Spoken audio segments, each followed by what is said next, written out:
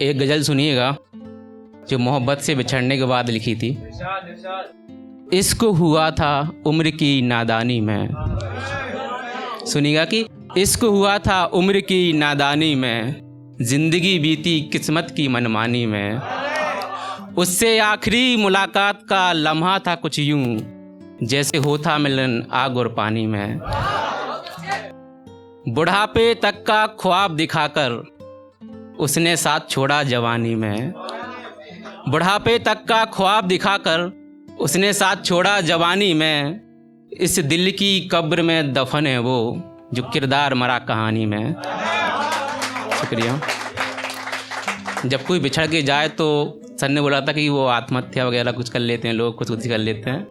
उनके लिए बताना चाहूँगा, एक मशवरा देना चाहूँगा कि दिल भी थम जाते जब धड़कन धोखा देती है। दिल भी थम जाते जब धड़कन धोखा देती है, तकदीर भी अपने फैसलों से चौंका देती है। वो इश्क में बिखरने वालों जरा संभालो खुद को, ज़िंदगी भी जीने का एक दूसरा मौका देती है। शुक्रिया।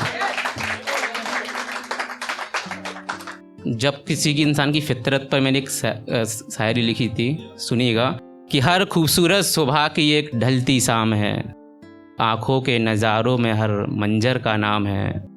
बदलता तो इंसान है अपने फितरत के रंग, दुनिया में गिरगिट यूं ही बदनाम है। शुक्रिया। और बदलते रंग से एक शायर याद आई कि रंगों का ज़िंदगी में अपना एक किरदार होता है, इंसान ठोकरों के बाद ही समझदार होता है। कि रंगों का ज़िंदगी में अपना एक किरदार होता है, इंसान ठोकरों के बाद ही समझदार होता है। वो गोरे हुस्न की तो मालूम नहीं फितरत मुझे, मगर सांवला रंग यकीनन वफादार होता है। शुक्रिया।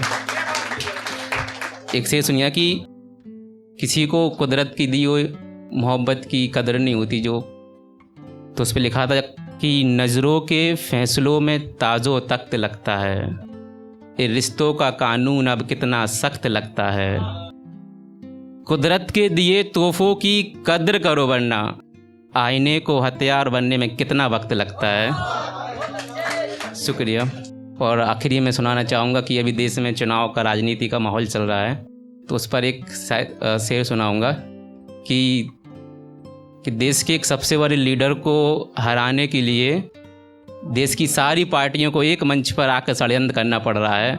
उस नज़ारे को देखकर मैंने एक ख्याल लिखा था, सुनिएगा कि बाज को गिराने कबूतरों के निशाने लगे हैं।